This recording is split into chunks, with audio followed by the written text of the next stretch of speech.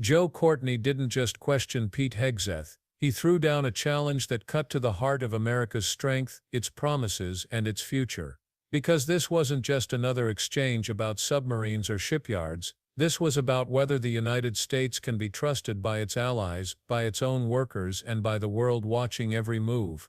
Courtney zeroed in on something explosive, a sudden 30-day review of the AUKUS agreement, the trilateral partnership with Australia and the UK. Billions have already been invested. Training programs are underway, workers have put their faith in it, and yet with one announcement, all of that is thrown into doubt. Allies are rattled, workers are left hanging, and adversaries like China are watching closely, ready to pounce on any sign of weakness. In our submarine industrial base. And since then, since 2023, what we've seen that the three countries working together, that we now have well over 100 Australian sailors and naval officers that have gone through joint training. I've seen them in my district at graduation ceremonies. They're joint crewing. Virginia-class submarines. We also have joint U.S.-Australian submarine repair work that's happening in Guam and Hawaii. And our submarine industrial base last year delivered 2 Virginia-class attack submarines. They're the New Jersey and Iowa. This year it'll be Massachusetts and Idaho. And the year following, it's going to be Arkansas and the Utah are going to be delivered during that 3-year period. General Kane, how many nuclear-powered attack submarines is in the Chinese Navy? Do you know that answer? It's nuclear-powered attack boats. Yes. I mean, it's how many attack? Yes, sir. Nuclear-powered. Many. I'll get you. No. Well, the answer is 6. Yes, sir. Okay. So what we've seen in the industrial base is that last year, this year, and next year, we're going to be delivering that identical number. They're building a 7th. You can check the Wall Street Journal, and you can see where that boat ended up at the bottom of the Yangtze River because of their inability to actually do the hard work of building nuclear-powered submarines, which is probably one of the most complex undertakings in really industry of any sort. Again, the Australians are investing in Perth, and so that we are going to have rotations of Virginia-class submarines that are already started to happen. Admiral Paparo testified in vocal support of AUKUS when he came before this committee just a few weeks ago. And again, I would just say, you know, there is nothing wrong with reviewing any program. We're all accountable. Anything of this magnitude certainly deserves review. But a 30-day review on a project that really took years to develop, in which this committee was instrumental in terms of enabling. And in my opinion, China's reaction to AUKUS is the ultimate sort of endorsement of AUKUS because they hate it. And the one commitment I would ask, Mr. Secretary, is just your commitment that this committee and Congress is going to be integrally involved in whatever the review process is, because we have skin in the game, we have history, and we have allies who really are, again, issuing statements this morning. The Prime Minister of England, the Stephen Lovegrove, the special representatives for AUKUS, Richard Marles, putting out statements trying to reassure their countries that the U.S. is still going to follow through on this commitment. And we want that reassurance as well from you. Can you, again, give us that commitment that Congress will be involved in this review process? And I have one more follow-up question. As it has been, Congress will be involved, but I've had an ongoing review myself. I've spent a great deal of time with Marles and Healy at the Australia and UK. And I've been following your work reviewing it myself. Yes. Secretary Colby's reviewing it. Okay. We know that. It's all important to make sure it fits our needs. State also. Department, by the way, has skin in the game too, and they should be involved in it as well. I just want to reiterate Mr. Rogers' point and Mr. Smith's point. If we really care about strengthening the industrial base, we need to have procurement stability, which means we need to have a budget, a real budget, not a $20 billion shipbuilding budget, which Senator Wicker just eviscerated a couple of days ago. That's $17 billion less than the last Biden shipbuilding budget. That's what got sent over to us. And again, that's the way, and I represent a district that is the general contractor for both programs. You want to strengthen hiring, supply. Courtney's words weren't just sharp, they were a warning. The stakes are higher than most Americans realize, and the world is paying attention. Joe Courtney opened with a warning shot that instantly changed the tone of the hearing. He pointed out that just hours earlier, Undersecretary Eldridge Colby had announced a sudden 30-day review of the AUKUS partnership, the trilateral defense agreement binding the U.S., Australia, and the U.K. together. To most people outside defense circles, a review might sound like ordinary bureaucracy, but to allies who have already committed billions of dollars and political capital, it lands like a thunderclap. Courtney reminded the committee that in 2023, Congress had overwhelmingly authorized and funded this mission, building the framework for a long-term alliance. Since then, progress has been real and tangible. Australian sailors are not just training on paper, they are in American classrooms, standing on American docks, learning side by side with U.S. crews. Submarine repairs are already being carried out jointly in Guam and Hawaii.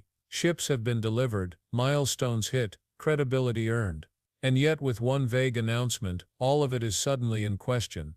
Courtney demanded clarity. Will Congress have a seat at the table during this review, or will decisions be made behind closed doors? His message was clear: the world is watching, and America cannot afford even the appearance of doubt. Courtney made it crystal clear, this partnership isn't just theory, it's already real. Billions of dollars have flowed into the U.S. submarine industrial base since the agreement was signed. Those funds aren't abstract numbers in a spreadsheet, they represent jobs created, supply chains strengthened, and facilities expanded to handle one of the most complex projects on Earth. Australia, too, has stepped up in a big way. They've invested heavily in the American defense base, while simultaneously preparing their own facilities in Perth to host rotations of Virginia-class submarines. In return, they're gaining access to training and technology that will define the next generation of naval warfare. More than 100 Australian sailors and officers have already graduated from U.S. training programs. Many are crewing alongside Americans on Virginia-class submarines today. Repairs are being handled jointly in Guam and Hawaii, showcasing the seamless cooperation that has already taken root. Courtney's point was impossible to ignore. Allies have placed their trust in this program, and they've done so with action, not words. Walking back now wouldn't just mean wasted money, it would be a betrayal of commitments already kept. And while allies were building together, Courtney noted, competitors were falling behind. Courtney didn't stop at highlighting allied investments. He drew a direct comparison that few in Washington have the courage to say out loud. While the U.S. and its partners are delivering advanced nuclear-powered submarines year after year, China is struggling to even keep pace. He pointed out that the Chinese Navy has just 6 nuclear-powered attack submarines in service, barely the number the U.S. is delivering within a 3-year period. And the setbacks haven't gone unnoticed. Courtney reminded the committee that one of Beijing's newest submarines never even made it to sea. It ended up at the bottom of the Yangtze River, a disaster that underscored just how difficult and dangerous this technology is to master. Building a nuclear-powered submarine isn't like building a commercial ship. It requires unmatched engineering, world-class supply chains, and a workforce trained for years in highly specialized skills. By contrast, America has been proving again and again that it can meet the challenge. Deliveries of the Virginia-class attack submarines continue on schedule: New Jersey, Iowa, Massachusetts, Idaho, and more. Each represents not just steel and machinery, but a signal of capability and reliability. Allies see it, adversaries see it. And as Courtney stressed, this contrast is the ultimate endorsement of why the AUKUS partnership matters. After laying out the successes of AUKUS and the failures of China's naval program, Courtney turned to the part of the hearing that cut the deepest: America's own budget. He pointed directly at the numbers, noting that the most recent shipbuilding budget had been slashed by an astonishing $17 billion compared to the year before. For workers in the industry, that isn't just a statistic, it's the difference between hiring and layoffs, between expansion and contraction, between growth and decline. Courtney warned that procurement stability is the backbone of the entire submarine enterprise. Without consistent funding, suppliers hesitate to expand, small contractors hold back on investing in equipment, skilled workers leave the industry rather than risk unstable careers. And once that talent pipeline dries up, it can take decades to rebuild. He reminded the committee that Congress itself had authorized billions for AUKUS with broad bipartisan support. To then gut shipbuilding budgets sends a dangerous signal, not only to allies who depend on American commitments, but to adversaries who watch for weakness. Courtney's point was clear: every dollar cut now will cost far more in the future, both in money and in credibility. And when it comes to the submarine industrial base, credibility is everything. Courtney drove the point home by shifting from budgets to the people behind them. Submarines don't roll out of shipyards because of speeches in Washington, they roll out because tens of thousands of workers dedicate their lives to building them. Welders, engineers, designers, machinists, entire communities rely on steady contracts to keep these programs alive. He warned that stop-and-go funding is devastating. You can't ask a welder to train for years, only to be laid off because the budget got slashed. You can't expect suppliers to expand their facilities if orders might vanish next year. And once that workforce leaves, once the specialized skill sets disappear, you can't replace them overnight. It can take decades to rebuild. Courtney's words cut past politics. This wasn't abstract policy, it was about families in shipyard towns who need stability, about small businesses that depend on long-term commitments, and about the national security risks when that system weakens. He made it clear, a submarine fleet isn't just a weapon, it's a living ecosystem of workers, suppliers, and allies. Undermine them, and you undermine America's ability to lead. That was the reality staring the committee in the face. By the time Courtney finished laying out the numbers and the impact on workers, the bigger picture was impossible to miss. This was never just about submarines, it was about credibility. Can the United States keep the commitments it makes to its allies?